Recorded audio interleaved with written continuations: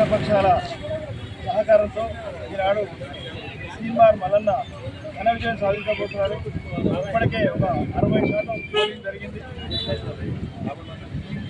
ఇంకా కూడా సీమార్ మల్లన్నని అధికంగా ఓట్లు వేసి గెలిపేయడానికి ఈ పట్టభద్రులు కూడా ముందంజలో వస్తున్నారు. మేము ఈ బూత్ దగ్గర ఉండి అందరికీ చెప్తున్న వారు కూడా సీమార్ మల్లన్నని గెలిపిస్తాం. సీమార్ మల్లన్నే గతంలో కొద్ది ఓట్ల మెజారిటీతో ఓడిపోవడం జరిగింది.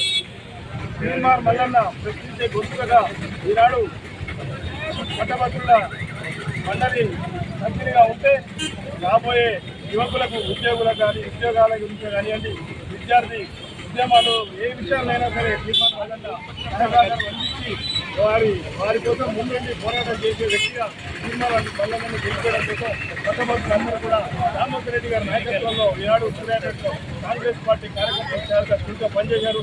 వారందరికీ కూడా ప్రత్యేకంగా కృతజ్ఞతలు తెలియజేస్తూ జై కావాల దగ్గర రమేష్ చెప్పండి, ఏ విధంగా ఉంది మల్లన్న గారికి ఆధిపత్య? వాస్తవానికి మనం గత 10 సంవత్సరాల నుంచి చూస్తున్నాం.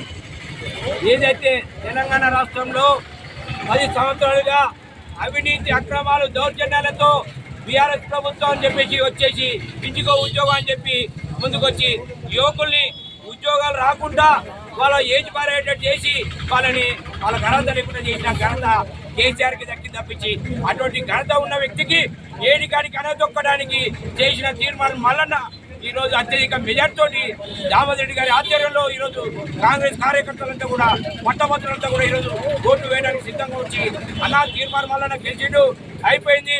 అత్యధిక మెజార్టీ సూర్యాపేట నుంచే విజయోత్సవం ఇక్కడి నుంచే ప్రారంభమవుతుందని చెప్పి ఈ సందర్భంగా చెప్పుకోవచ్చు.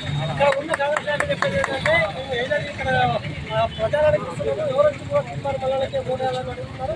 ఎందుకంటే సీమార్ మల్లన్న శాసన మండలిలో ఉన్న వల్ల నాకు అందరికీ న్యాయం